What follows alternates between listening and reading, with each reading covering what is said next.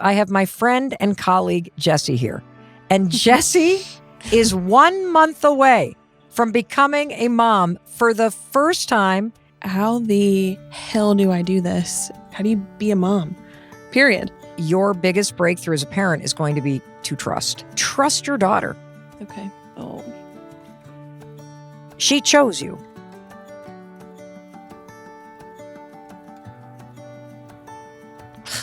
Here we go. Still, I can't help but think I didn't do it right. I actually have a totally different point of view about this. How do you remove the parenting pressure? Well, I just think it's like something you deal with every single day. You get to decide if you want to go through life as a mom and put that much pressure on yourself. This is the single most important question a parent could ever ask a child. Hey, it's your friend Mel, and welcome to the Mel Robbins podcast. I'm so excited for our conversation today. I love spending time with you. It's always an honor to be together. And if you're a brand new listener, I just want to take a moment and personally welcome you to the Mel Robbins podcast family. Boy, have you picked a winner. And because you made the time to hit play and listen to this particular episode, here's what I know about you. You're the kind of person who values your family, and that can be your given family. It can be your chosen family. And you also value celebrating the special people in your life. And I want to tell you something before we jump into the topic of all things moms and kids and the connection between you and your mom. If someone sent you this episode, I'll tell you why. It's because they really want to have a closer connection with you. And if you're a mom, they probably sent it to you also to tell you you did a good job. And I think you're going to love hearing the conversation today. Because today, you and I are talking all about moms. And you certainly have a mom. Or if she's no longer with us, you had one, or you had a mother figure. And if you are a mom, or if you're about to be a mom, or if you're wondering, do I even want to have kids? Well, this is going to make you think so differently. First of all, about your own experience growing up, about the role of a parent, about the fears that are so normal to have before you become a parent, the questions that people have about whether or not they even want to become a mom or a dad. This conversation is going to just crack open your heart. It's going to make you think about your own childhood, about your own mom. You're going to want to share this with your sisters, with your friends, with your mom, your daughter-in-laws, your daughters, anybody that's about to have kids are going to love this or just had a baby. I cannot wait to see how this opens up really amazing conversations with you and the people that you care about, that it makes you think differently about one of the most important jobs in the world. And that's the job of being a mom. And today, I'm so excited to dive into this because I have my friend and colleague, Jessie, here. And Jessie is 1 month away from becoming a mom for the first time. She's terrified and excited. And so today, we're sitting down, you and me, with Jessie, and we're getting real and honest about what nobody tells you about motherhood. And I'm super excited because Jessie literally could have her water break in the middle of this. That is how pregnant she is. I'm so excited to dive into this. Everything from pregnancy, parenting, priorities, guilt, your relationship with your own parents. Let's get into it. Jessie, welcome to the Mel Robbins podcast. You know what's crazy about this, Jessie? What? Normally, you're the one filming. I know. Well, this is the only way I could get you off your feet because your blood pressure is high. Yes. And I know you're not supposed to be standing up. And so we put you in a chair and handed you a mic. And now we're going to talk all things motherhood. You ready? So ready. How long have we worked together? 4 years. 4 years. Okay. So we've worked 4 years? Really? I know. Gosh. And so Jessie's pregnant with her first child. And what's really weird sitting with you is that I'm sitting here and I feel like we're at two totally different kind of ends of the kind of mom scale, right? Where you are cooking a little baby in there and you're about to be a mom. And today is Sawyer's 26th birthday. Yes. And Kendall is 24. And Oakley is 19, soon to be 20. And so I can't believe I've been a mom for 26 years. Right? And they still talk to me. Yes, they want to talk to you. So you're 36 weeks pregnant. Yes. How are you feeling? Oh my God. It's a lot is going on in my mind right now. Like what? Life is about to completely change, and I think the most beautiful, fulfilling way and terrifying way. And so that is what I'm so excited that we're here, that we get to just talk, have some girl talk. Yes. And talk motherhood and everything that's coming with it. And there's so many things that I love about you, Jessie. And since you may not have met Jessie, I just want to tell you a little bit about Jessie. So Jessie and I met here in Southern Vermont because we were both dragged here by people we love. She was dragged here by her husband and his job, and she left her dream job. So Jessie is not, like, I would say, the kind of person who is like super a girl. You know what I'm saying? She worked at NASCAR. She was a producer and a video editor for the Baltimore Ravens. And then she moved up here, and we've worked together for 4 years, and she's run the studios up here. And so edited like probably at least 2/3 of the podcast episodes, shot a ton of them here. And so she is not somebody that I ever see get all that emotional about things, but she's already got tears in her eyes. Yeah. So terrified. What are you terrified about? Oh gosh. There's the whole, there's a fear of obviously the pain part of it, of actually pushing out a baby, or however this little one is going to make her entrance. Yep. And the like changes, a cannonball through your legs is what's going to happen. Yes. Which, like, oh my God, no one can really prepare you for that. No, but your body. The body knows. And it's going to be 10 steps ahead of me. It already is, which is amazing. Yep. Because just so you understand as you're listening to us, Jessie also is having some high blood pressure. And so the baby is coming probably a month early. Oh yeah. She's not going to make it 40 weeks. She's not going to make it 40 weeks. And so this could happen any day. And if my answer scared Jessie enough, we might just have the water break while we're filming this. Set. Yep. Live. Live. Yeah. I think it's that. It's the unknown. It's the fear of having her be born, and then the fear of, like, how the hell do I do this? How do you be a mom? Period. I've never done this before. What do you think the job of a mom is? The first word that comes to mind is, here we go, protector. I don't know why.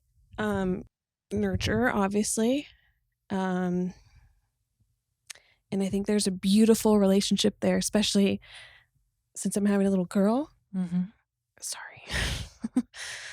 That I think is so exciting to have that relationship with, and to do it how I want to do it.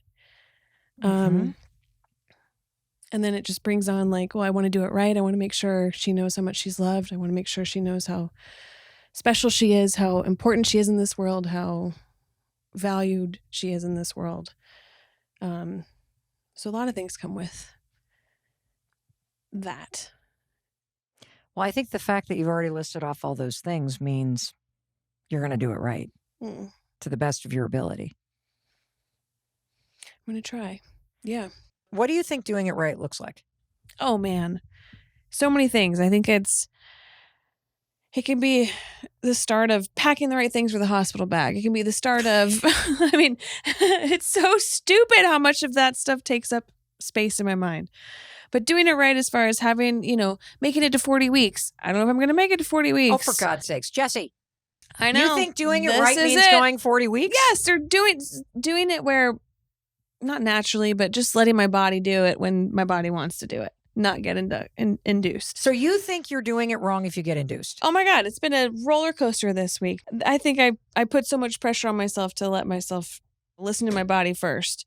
And now it's like, nope, you're going to have to probably get some help to start this. So that feels like I'm already not doing it right. And then it's also just how to do it right with how do you properly raise a little human? I don't know why you're asking me. You've done it 3 times. So what do you think it means to get motherhood right? Raise a good human. Okay. Because you're very hard on yourself. So is there a right way to have the baby? Like, you're 36 weeks pregnant right now. What would getting it right look like? In my head, this is this narrative I've created that just says you want to go into labor naturally. And right now, Why? as of this week, my doctor said that ain't going to happen. So scratch that off. Okay. And So- how does that make you feel? Terrible. Why? Because I feel I've asked every doctor that I've had to see, like, did I do something wrong? Did I not exercise enough? Did I not eat the right things? Did I not sleep enough? Did I not? The list goes on. And every time it's no. Nothing you did. But still, I can't help but think I didn't do it right, quote unquote, to have her come naturally. I actually have a totally different point of view about this. Okay. I think now that she Mm-hmm. is actually able to survive without you, Mm-hmm. she has a soul and a spirit and a force of her own, and she's coming when she's damn ready, and she's going to come however she's supposed to come. Yes. And it is all divinely ordered. Mm-hmm. And your biggest breakthrough as a parent is going to be to trust. Yes. To trust in her, to trust in Jim, to trust in you to figure it out. Mm-hmm. Because if you focus on getting it right, you will actually put that anxiety on your child. Mm. Because she will sense when you feel like you've gotten it wrong, and then she's going to start to feel like she's somehow responsible for that. Right. So And how? Go ahead. Isn't it interesting that you're sitting here focused on, I got to hit the due date, and I got to go naturally, and I got to make sure that happens, because this has got to be like hitting the bullseye with a dart. It's crazy. Yes. You're doing that to yourself. Yeah, 100%. And by the way, the 40 weeks is a guesstimate. That does not mean Sawyer came 2 weeks late. Oh my God. Seriously. And it doesn't surprise me. That, of course she did. We had to drag her out of me with a vacuum and with forceps. She was comfy. Yeah, she just was like, I'm not ready. No. I've worked out the details here. It was just like, it was honestly, that was the precursor to the experience of writing the Let Them Theory book with her. Because we were just like in tension all the time. I wanted to go this way. I'm not coming this way. And so trust your daughter. Okay. Oh. She chose you.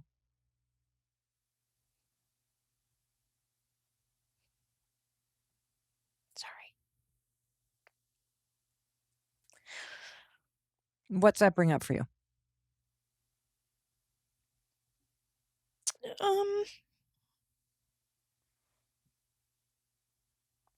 Sorry. It brings up the path to get to her, because it was not an easy path. Mm-hmm. We lost 2 before her, and you're right.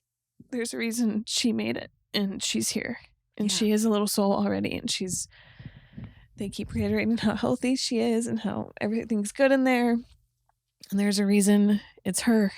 Mm-hmm.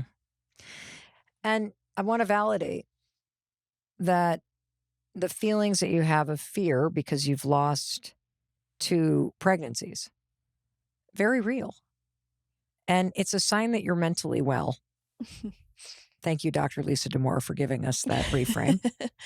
It's a sign that you're mentally well after 2 experiences like that to be nervous about how this goes. Yes. Okay. And you can hold space to be nervous and at the same time trust in your body and in your daughter and in your doctors and in the fact that she is 36 weeks old and she's going to be just fine. Yeah. You can trust in that and also be nervous. That's okay. That's how you do this, is you hold space for both. And that's exactly what parenting is. Mm. Parenting is holding space for your experience and the experience of another human being. Right. Parenting is being able to hold space when your child is upset and struggling and be able to comfort them and also stand in the belief that you have the ability as a parent to be a guiding force and they have their own unique experience and are capable of learning from life with you by their side. Mm-hmm.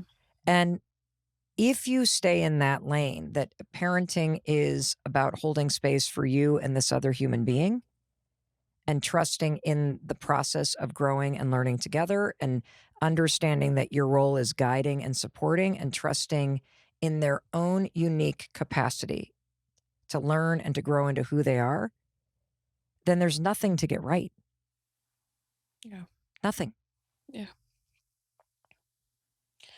What does You're that mean right. to you?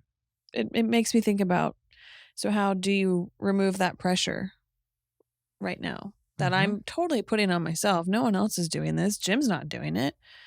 And I think I can already see like that pressure is probably going to come back when she's 5, when she's 10, when she's 20. Like, Mhm. how do you remove the parenting pressure? Well, I just think it's like it's something you deal with every single day. And you get to decide if you want to go through life as a mom and put that much pressure on yourself, or like, the let them theory could actually be very helpful. Mm-hmm. Because right now you can be like, let her come when she's ready and let Yes. me just honor how I feel. And let me also remind myself that I trust that everything's going to be Mm. okay. Yes. I love that. And so I feel like that's a way to hold space for two things to be true. Mhm. And, the other thing is that you are going to screw things up. Yeah. There would be no therapists if parents did not screw up parenting. So true. Yes. There wouldn't be. I mean, you would have therapy for the kind of pain and trauma that human beings inflict on people in other settings. Mm-hmm. But I bet the vast majority of therapists are actually working through the shit that kids experience with parents. And we all do it. Mm-hmm. Like I screwed up majorly with my kids because I was not in control of my own anxiety. I was volatile with my stress and my emotions. I was a shouter. I had a very short fuse. I took work stress out on them. Mm. And so it created in at least my two daughters this sense of being on edge because I was that mom Right. that was wildly fun and then wildly pissed off. Mm.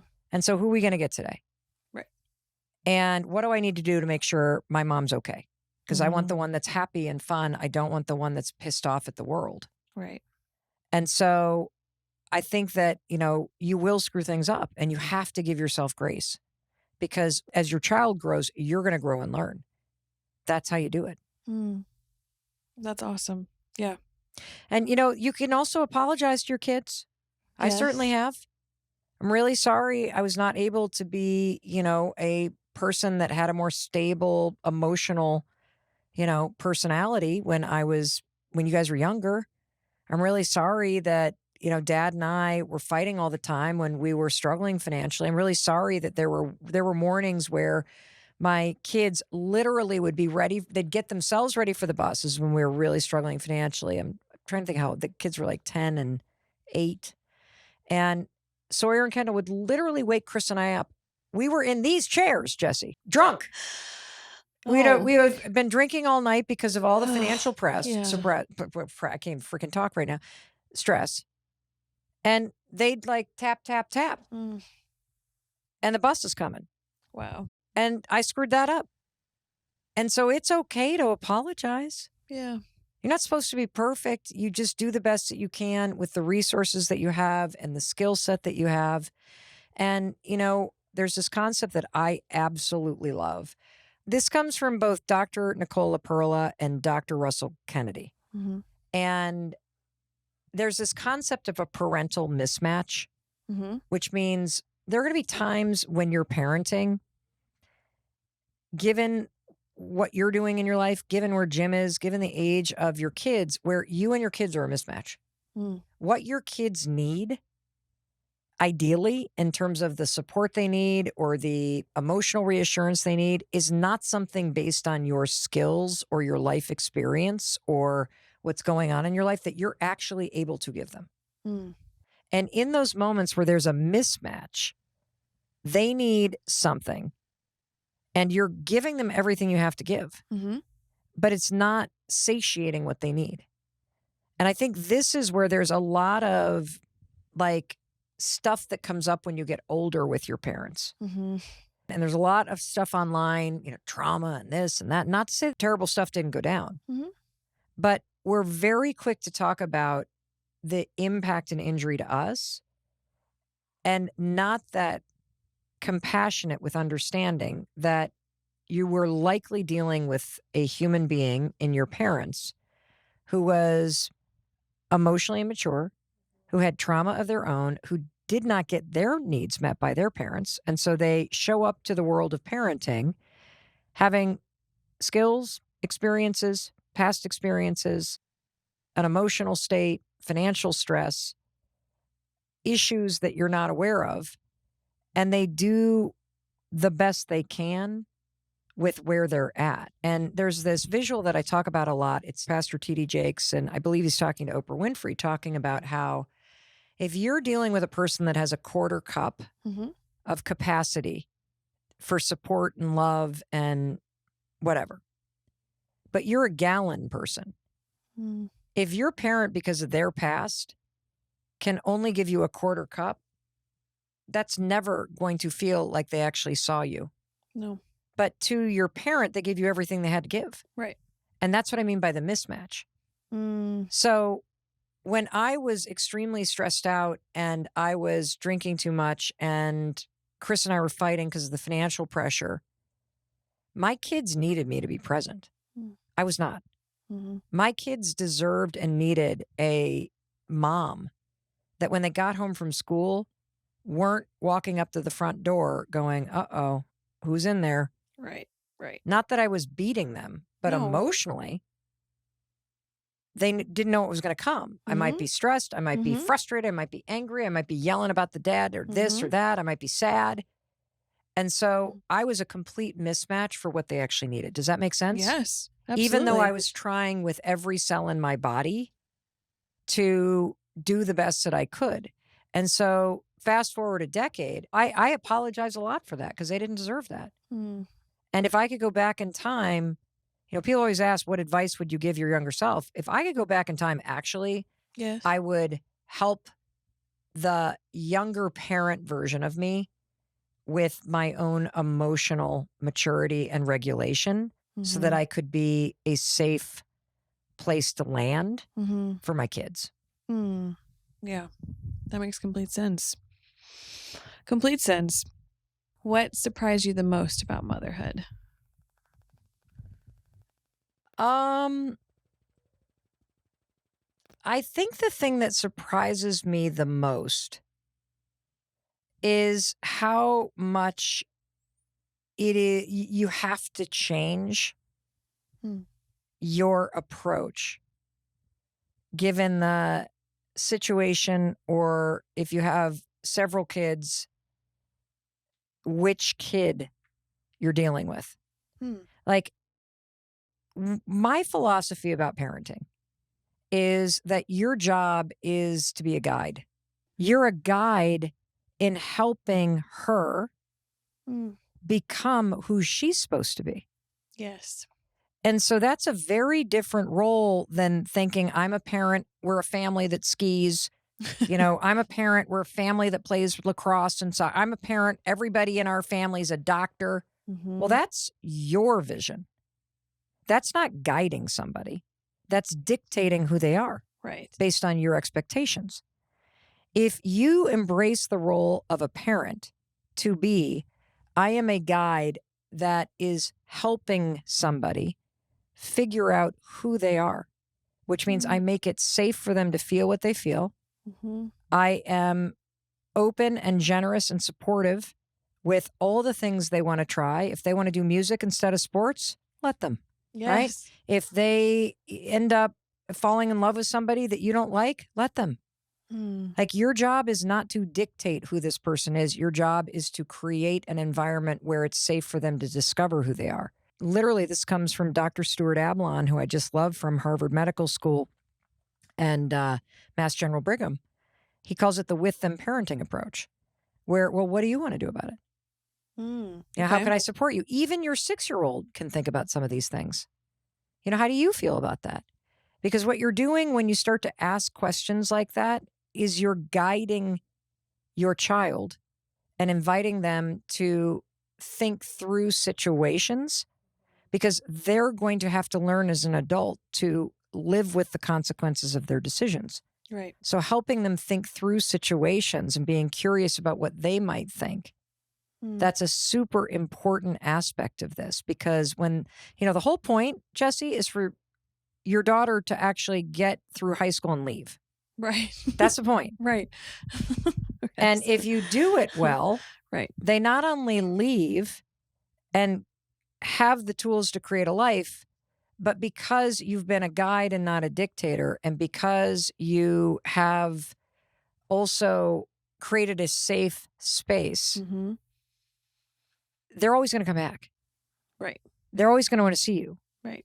And that's the one thing I'm so proud of with all three of our kids, is that I think the one thing that Chris and I did really well is that we tried to get our egos out of the way, and we tried our best to create an environment where our kids could truly become who they're meant to be.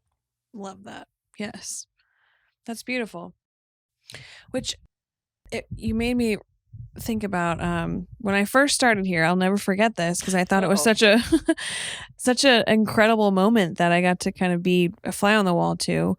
When Kendall was up here, I think she had run up, asked you a question about something. And your question to her was, do you want my advice or do you want me to listen? And I remember being like, oh my God, that's brilliant. I think I remember this. Yeah. Because this was before the room looked like this, and she came tearing upstairs about Plaid something. Carpet. Yeah. Yeah. Okay. This is the single most important question a parent could ever ask a child. Do you want my advice or do you just want me to listen? And the reason why this question is so important is because, for me personally, 9 times out of 10, if your kid comes to you with a problem, or they're upset about something, or they're just even talking about something, I mean, we're older, we have more life experience. So of course we just jump right in to the conversation and start solving and offering solutions and blah, blah, blah, blah, blah, blah, blah. And your kids don't want that. What they want is they want you to listen. And so that question, I can't remember who I learned it from. Do you want my advice or do you just want me to listen? Stops you from stepping in and dictating what your kid does. When you say, do you want my advice or you just want me to listen? You're actually letting them have their own experience. You're letting them share their life with you. And then the second part of that, when you let me be a guide, not a dictator. Do you want my advice or just want me to listen? Now I'm guiding the conversation and I'm signaling that I actually believe in your ability to know what you want and to ask for what you want. And this beautiful space opens up between the two of you. And what I discovered with my kids anyway, is that 99% of the time, they do not want my advice. They just want a safe place to come and air it out. Right. And that's that.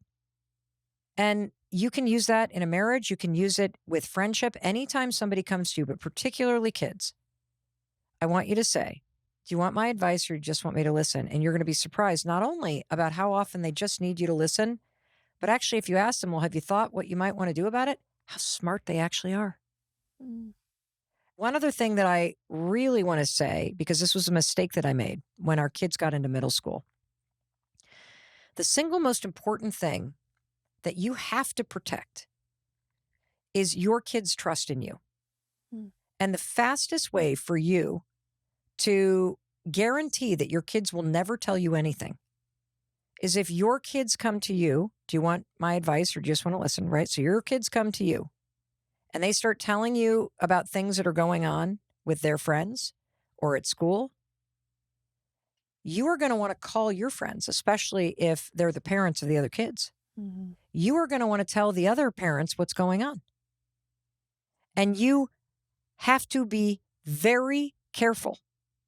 Because if your child comes to you out of trust and is just sharing what's going on with their life, that's a beautiful thing. It shows that they trust you. If they said, don't tell anybody, don't tell anybody. And if you go to another parent or you go to another friend and you then share what they told you, if it's another parent, that parent's going to tell their child. And then that child's going to tell it back at school. And then your kid is going to find out at school that you broke their trust. Right. If you say, I won't tell your father, and then you tell their father, and then you say to the father, don't tell them, and then the father tells them, you just broke the trust. Mm-hmm. And so there's a couple caveats to this. So if any of my kids ever came to me and said, don't tell dad, what I would say to them is, I understand why you may not want me to, but dad and I are a team, and dad loves you. And I'm asking your permission to tell him because I'm uncomfortable withholding information from him. And I promise you, you're not going to get in trouble. And I promise you, we're going to work together on this. And I promise you that he won't tell anybody. But I need your permission to tell him, or you and I can go together and you can tell him when I'm with you. What would you like to do?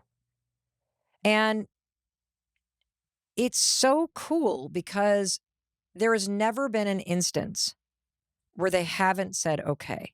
Oh. They may have been scared of his reaction, but what you're also cutting off at the knees is that thing that kids do so beautifully where they separate the two of you and then they turn the two of you against each other.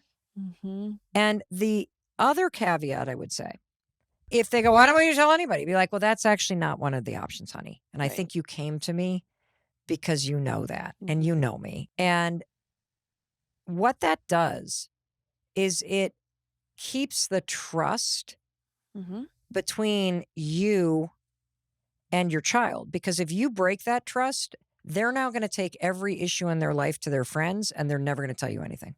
Right. And it just empowers them. Yes. And by the way, this is true whether you have kids or not.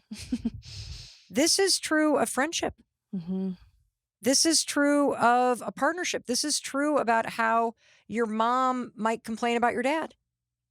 Do you allow people to share information and then do you actually trust? Do you seek permission to tell? Do you tell somebody I'm uncomfortable knowing this without being able to do something? Mm-hmm. You have more power than you realize in these situations. And if you really want to prioritize trust with somebody, then really take seriously those moments where somebody shares something with you. And if you do want to tell somebody, ask permission and explain why. And, you know, if you got it wrong, because I got this wrong, how I learned this lesson is I actually got it wrong. I had one of my kids come to me and tell me something that was going on. And then I casually shared it. It was about drinking, you know, in like high school. I casually shared it with one of my closest friends because I just assumed she knew about this party. Mm-hmm. Her daughter hadn't told her that's where they were. Ugh. So then the daughter gets grounded and then blames my daughter. Oh, no. And then it becomes this whole thing. And I did that to myself. Mm-hmm. I did that to myself. And so I learned this the hard way. And it took me a couple years to actually build up trust again with my daughter because I was the one who broke it. Yeah. And I think you feel like you're in a good trust place now with all three. Oh my God, I know too much. It's like too much. Can't you talk to your gynecologist about that? Like, I don't know. What's one moment where you completely, quote, messed up as a mom? And what did it teach you? Oh my gosh. You know, I have so many moments that I've messed up as a mom. Oh, I know a good one. Oh, I know a good one. Yes. All right. Let's hear it. Oh my gosh. Our son Oakley had the most annoying anxiety in the world. And he would get all worked up because whenever we would go anywhere that was new, there was like this range of time where everything was collapsing in his life. We didn't know he had dyslexia yet. He was changing schools. Like all this stuff was changing. His anxiety was through the roof and he became extraordinarily anxious about everything. And he had this incredible fear of throwing up, incredible fear.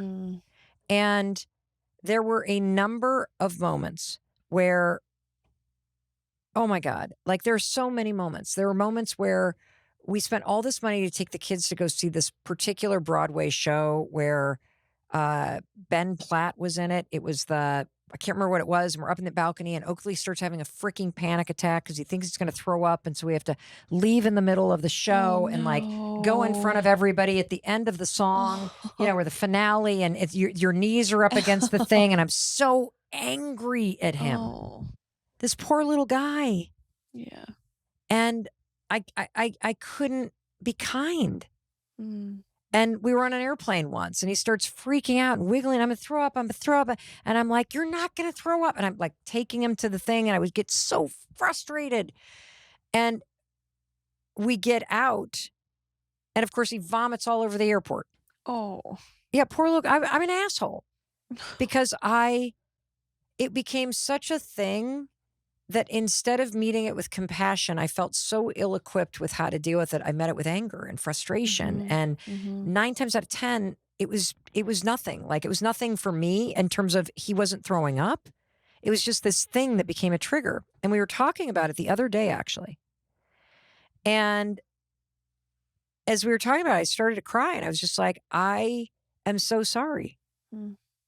Like you didn't get the support you deserved. And that's on me. Mm. Like the second that you felt scared or upset or thought you were going to throw, like I wish I would have just put my arms around you and comforted you. I would in the beginning, and then he'd just get so worked up, and then I'd get frustrated with it.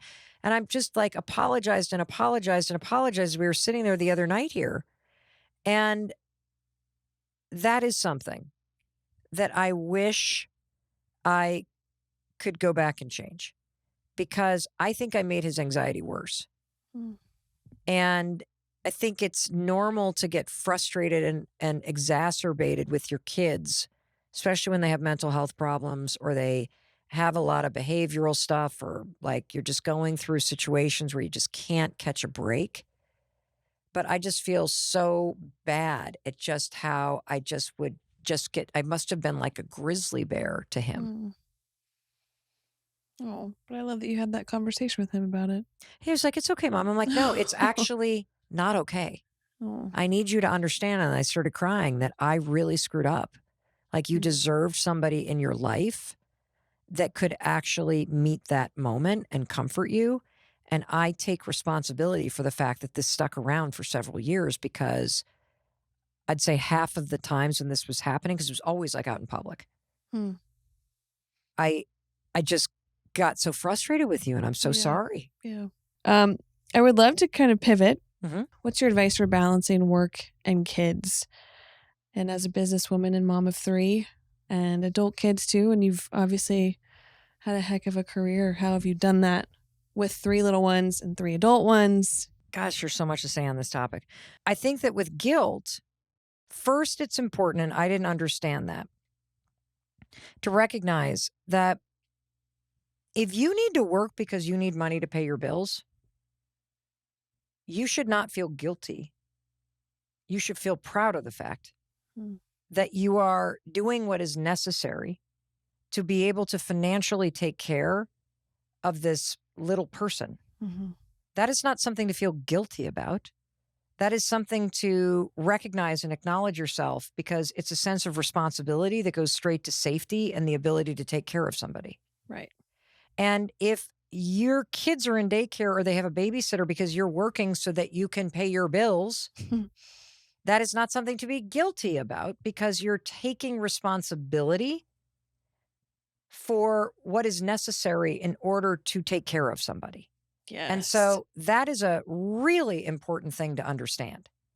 Now, if you feel guilty because you don't want to be working, you want to be home, that is a different form of guilt. In my case, I started to feel really guilty because as I was making a living speaking and my kids were older, I would be, I don't know, in Kansas City giving a speech. I loved it, but I felt so guilty because I was not at the field hockey game back in Boston. Right.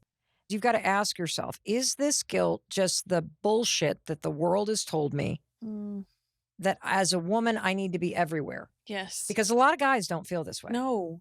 Because that's so frustrating. they get gaslit into believing that their only value is in providing. Right. And so if you're feeling guilty, ask yourself, is this just society telling me that I'm supposed to be somewhere or I'm supposed to be everywhere? Mm-hmm. Or is this a different kind of guilt? Because there's 2 kinds of guilt.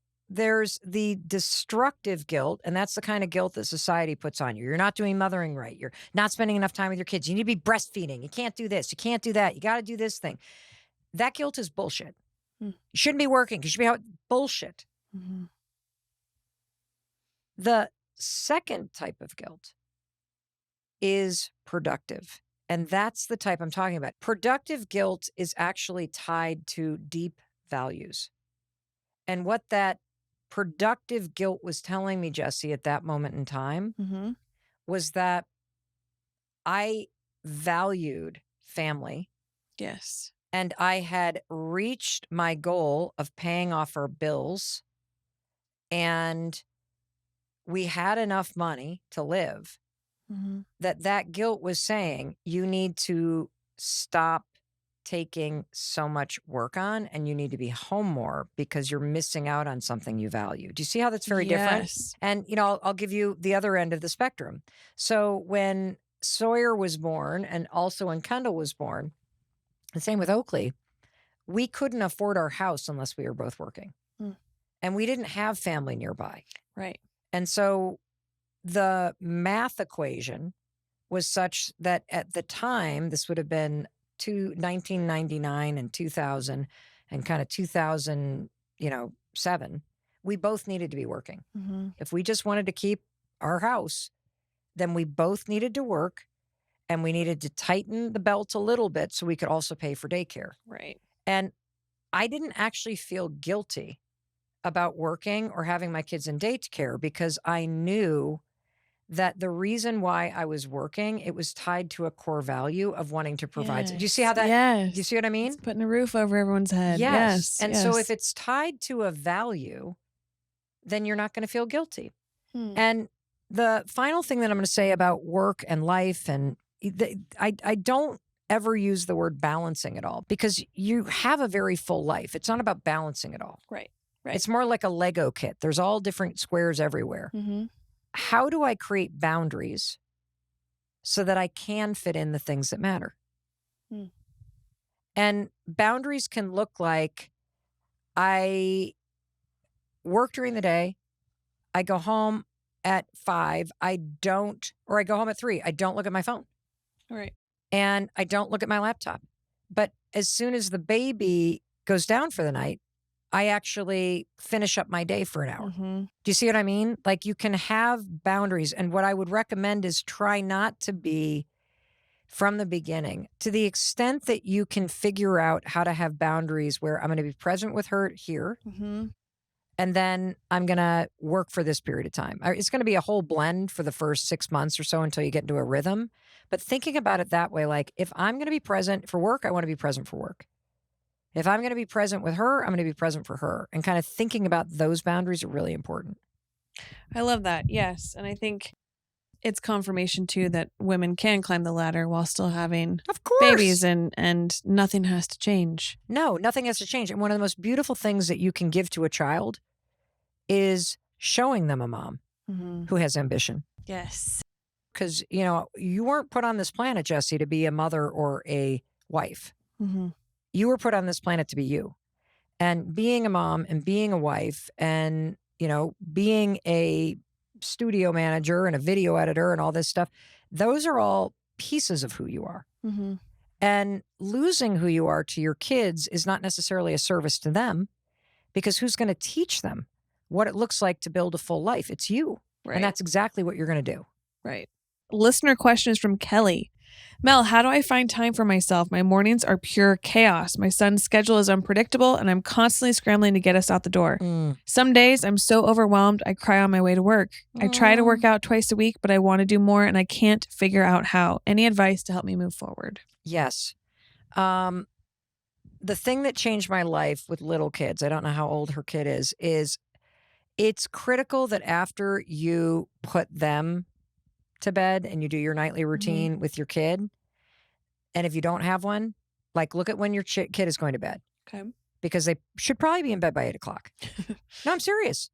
Like there's this huge trend of keeping kids awake at night. I don't understand this. Like I didn't keep even know them. that. No, your kids desperately need sleep for their development, and so do you.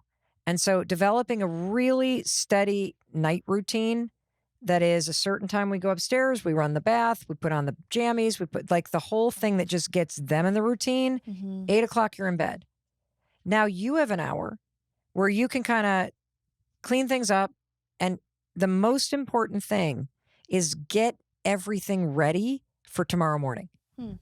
Pack the lunches, pack the backpack, organize your stuff for work, because the things that you do at night create time and peace in the morning. So absolutely everything that you can do the night before, from packing the lunch to packing the backpacks to packing your work stuff to gathering it all to even picking out the coat and the boots, put it all by the door so you don't have to scramble for anything. You do that at night and you probably just gained 30 minutes of calm in the morning. Because once you're under the gun in the morning and your stress level goes up, isn't it interesting how you can never find anything? Ever. Right. So doing it at night is a lifesaver. Okay, so that's one thing. In the morning, you need to get up a half an hour earlier than you do. And the reason why I say that is because if you start to develop a very consistent bedtime, so I'm sorry, we're just a family. You go to sleep, you don't have your devices, you know, like you're in bed, because mom needs to be in bed by 9:30. Right. Right? Do you see how this works? And if you're in bed by 9:30, that means you can get a good night's sleep and wake up a half an hour before your child typically gets up. And that's when you exercise. That's when you have your time for yourself. That's when you set up your day so that you are feeling okay before the chaos. Because when you're a parent, the second the children are awake, your day is no longer yours. The only chance you have, I am not going to lie to you, the second your child wakes up, the day is no longer yours. At some point in getting your child out the door, you're going to look at your phone, which means your brain is no longer yours, because now you're thinking about work or you're thinking about social media or thinking about the news. You are not going to get your brain or your time back for the rest of the day. It's gone. It's already over. And so thinking about protecting those early morning hours for you and thinking about how you use the evening in your own wind down to pack up everything and get yourself ready, that changes everything. If a mom is listening right now, drowning in guilt and perfectionism, what is the first thing you would tell her? Take a deep breath. Put your hand on your heart. In fact, just breathe in with me.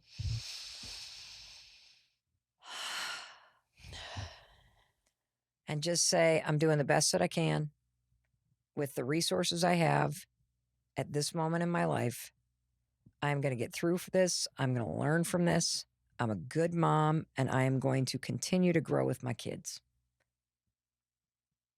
This moment is not going to last forever. And I'm going to learn something from it. And I just got to give myself some grace. Like sometimes just, if all you have to give is 60% and you give 60%, you gave the 100% you had to give. And recognizing there are going to be times in your life where you only have 60% to give. And if you can figure out how to give all that and give yourself a little grace, like you deserve the acknowledgement that you gave what you had to give. Beautiful. And Mel, what is your advice for the people listening who have adult children right now? That you did a great job. Like, stop beating yourself up. There are things that we all in the rearview mirror like feel like we could have done better.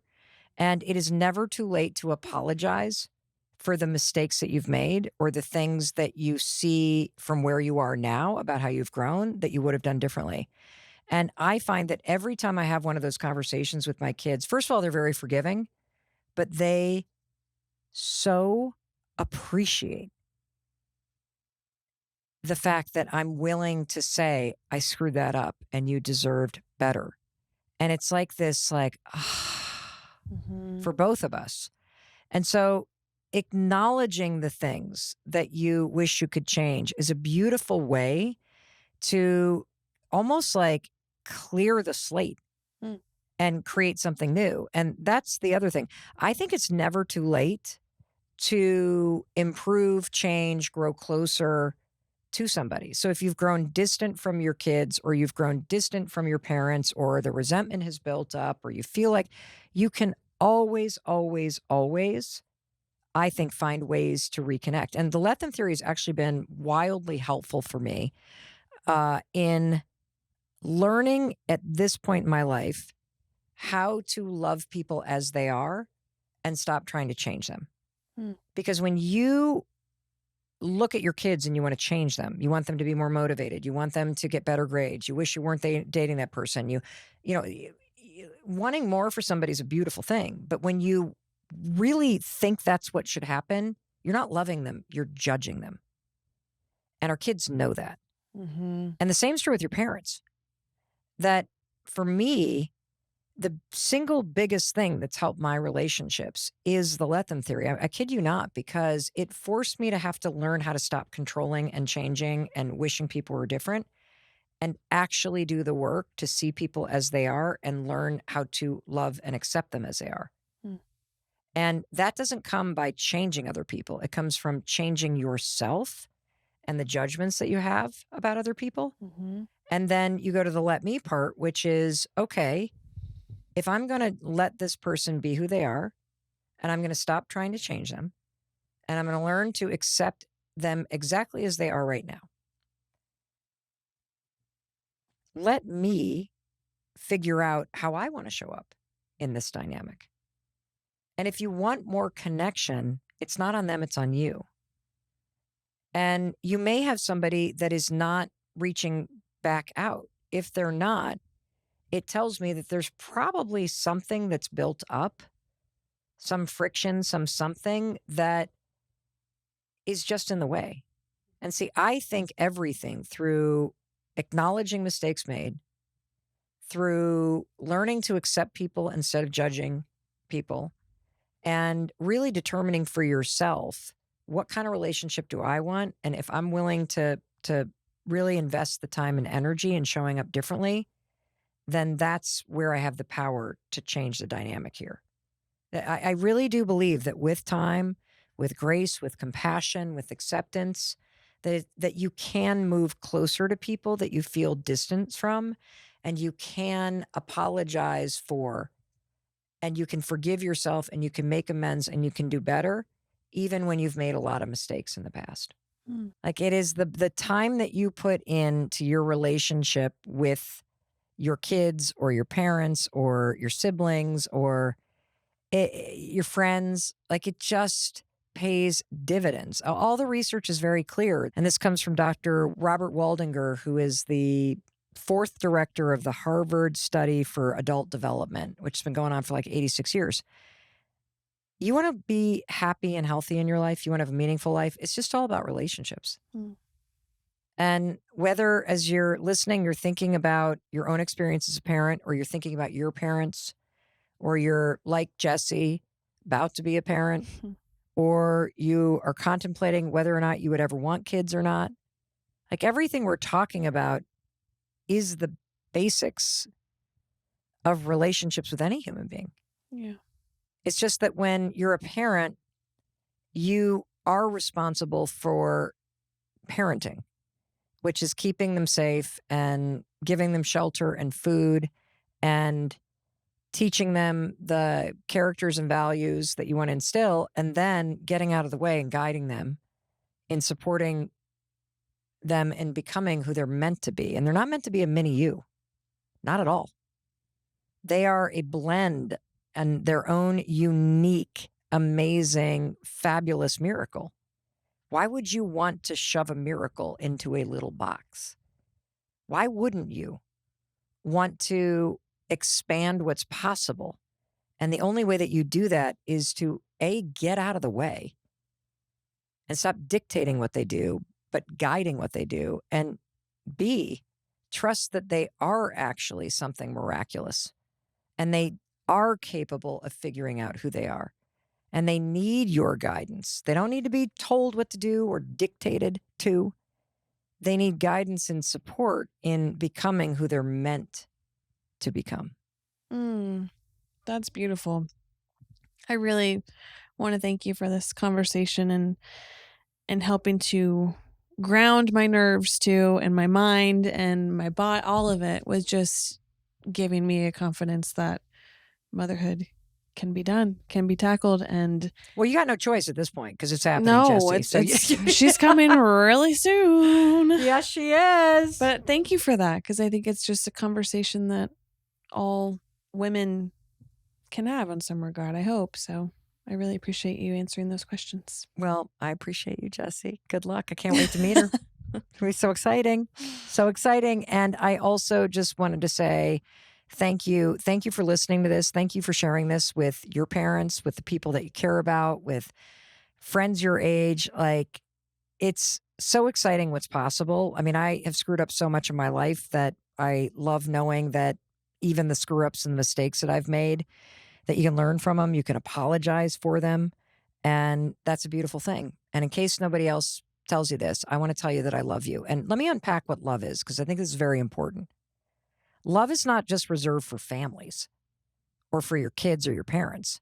Love is very simple. It's just when you admire something in someone and when you have them in mind, consideration.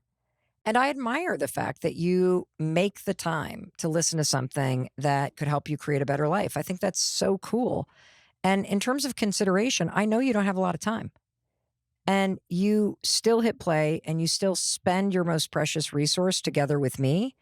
And so I always have you in mind when I am talking to you, when we're thinking about the topics. And so that's why I say I love you. I admire you and I have you in mind. And that's that. And there's no doubt that you've got the tools and the inspiration to create a better life. So I cannot wait to hear what you think about this episode. And I can't wait to welcome you back into the very next one. The moment you hit play, I'll be waiting for you and I'll see you there. Were you waiting for the update on Jessie? I get it. I could not wait to hear how everything went. Spoiler alert, it all went really well. Here's Jessie with an update taped live from her new baby's nursery. Hi, Mel. It's Jessie. I am coming to you 5 weeks postpartum here. I'm sitting in our little girl's nursery, which is wild to say, considering I feel like we just had that conversation in your studio about motherhood. I sure enough did not make it to 40 weeks, made it to 37, and had a incredible, perfect labor and delivery. I couldn't have asked for a better experience with that. We did get induced because of the high blood pressure. And again, little girl was healthy. She was born 8 days after we recorded that. And I just wish I could go back and hug myself and tell her that she's about to have, here come the postpartum emotions, the most perfect labor and delivery and the most incredible hospital team there with us as well. Mel, you mentioned to trust your daughter. She chose you. And as I mentioned, it was not an easy path to get to her. There was a reason that it was her. And it took me a while to realize this reason. But the week she was born was the 1 year anniversary of our first miscarriage. And sure enough, a year and a day after that, we went and got induced for this little girl. So a complete full circle moment that is so much bigger than me. It was always supposed to be her. It was always supposed to be this time. It was always supposed to be 3 weeks early to kind of put a bow on that path that we went through to get to her. So it always gives me goosebumps when I think about that. I am so grateful for that conversation, and it is eye-opening to see how much strength I have gained in these last 5 weeks going into this new role as a mom and not knowing what I'm doing. I'm running off of 2 hours of sleep and changing a million dirty diapers and getting all the newborn snuggles, and I'm doing it. And it's just the most incredible role that I don't want to ever be afraid of. If I'm not afraid, I can give her my best self and be a guide to her. And gosh, motherhood is just the best. It's the best thing ever. And I didn't know it till I got here. And I'm so grateful I got here. So on that note, I'm going to go wipe up these tears again and shout out to all of the moms out there and the women who have gone through this and have raised little humans. And kudos to all of you women out there. I will see you very soon when I bring this little one around to the office and get to introduce her as the first little company baby. Thanks, Mel. And for you sitting here watching with me on YouTube, I just want to say, please share this with somebody. Don't just sit and watch. Please do something. And take a minute and subscribe to this channel, because it's really a way that you can support me in bringing you new videos every single day. And I'm sure you're looking for something really inspiring to watch, to really move you. So I want you to check out this video next.